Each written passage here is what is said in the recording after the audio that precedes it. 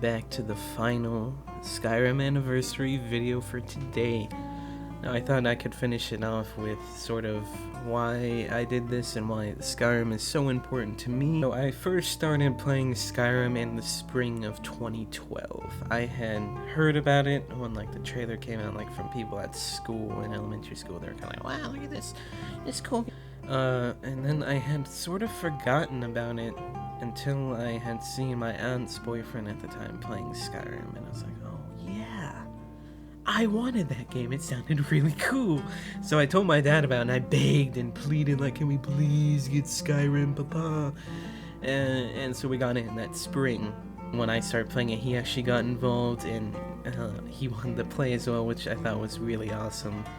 And it was a thing that we did together, and it was so much fun. I remember, like, I started off doing the Civil War quest because escaping Helgen, I followed Hadvar, which I didn't know you could pick Ralof, otherwise I would have picked him, but I thought he was still back at the tower. I mean, after I just followed Hadvar the whole time, I didn't even know there was an option. And with that, he was like talking about the Imperials and like how I should join them, but I was like, whoa, that's so cool, man. I mean, I was really excited because I thought it was so cool, the idea of being like a Roman legionnaire. I loved Gladiator, like that was me and my dad's favorite movie. And then that was one of the first times I actually felt bad in a video game, because after completing the Civil War quest line, I was kind of like, you know, these Stormcloaks aren't half bad, I feel bad. And then every time I go to Windhelm now, all the old Jarls are pissed off at me. My dad, on the other hand, was more about the main quest from the very get-go, so I would like spy on him. On the school nights, I would sneak out, and I remember one time, distinctively, I was like in the hall, just kind of peeking around the corner, looking at the TV, and I was like, whoa, he's fighting a dragon, like, that dragon looks insane, how is he doing it? And then, like, my mom caught me and sent me back to bed, but my dad knew I was there the whole time, he didn't care, and he would let me stay up late sometimes playing. It was just such a good time with my dad, like, that's how it started. And one last distinct memory from that was my dad really liked the Thieves Guild quest line, and I was like busy, and I came in, and then like I saw he was like in Morthal stealing stuff. I was like, oh, so okay, what do you got going on here? And he's like, oh yeah, just have to steal 500 gold worth of stuff from here. And he's like stealing stuff, and then he got over encumbered, and at that point he was just picking up pots and pans, and I was like, how is it not completed yet? Can we look at your quest thingy? And then since he was just so in the zone, he didn't realize that it was actually Markarth. And it said it was Morthal. He was at Morthal, but he had to be in Markarth, and it was hilarious. So he had all that crap on him for no reason. Because initially we thought, oh, maybe because it said take, because he was the Thane of Morthal. So we thought, oh, you know, it's just because of that. No, he was just in the wrong place, and I didn't know because I didn't see his journal. I was like, bruh. It was really funny, and we played that on my 360, I forgot to mention. But then I eventually got late 2013, I had gotten a PC. It was like an old office computer. I can't really remember how I got it, but basically it was pretty good. It had like 2012 hardware on it, so it could definitely run Skyrim. But yeah, so I didn't really have any games to play for my PC, just like really old, crappy games, The Sims 2, and this Lord of the Rings game that I want to play again because it's very nostalgic to me as well. But those were the only games I played on this crappy old laptop. But The Sims 2 and the Lord of the Rings ones were like the only ones that I could play on my PC that were actually fun, that is. My birthday that January, Dad and my grandmother picked out the Elder Scrolls collection box for PC, and oh, it's so cool. It comes with all the maps. I still have it, and it comes with all 5 Elder Scrolls games, with all the DLC, and it was like one of my favorite birthday presents ever. Probably my most favorite, I have to be honest. Just because of like how much I love the game, as we'll get into more later. So my dad told me, oh, well, you know, you shouldn't play Skyrim yet, you know, you don't know what these other ones are like. I was like, yeah, that's a fair point. So on the same day, I went through the first 3. I could not play the first 2. It was just too old. I was too young and impatient, and just everything was too old about it. Morrowind I lasted a little longer on, but without the map markers. I'm sorry guys, I know Morrowind's like a cult classic, but I just couldn't handle no map markers. I was spoiled. But then I played Oblivion, and I played that for a few days, and I absolutely loved it.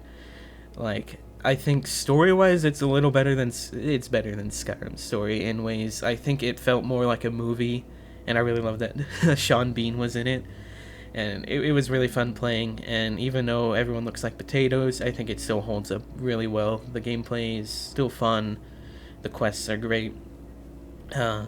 But after I got through that, I had it for a week, and I was like, I have to play Skyrim, because at this point we didn't have the Xbox at this particular time, so I was stuck playing on my PC. So I was like, I have to play Skyrim, and so I did play Skyrim. And that's when I started getting into modding, and it was so confusing at first. Like, oh my gosh. That's when I looked up YouTubers, and when I started watching MXR, ESO.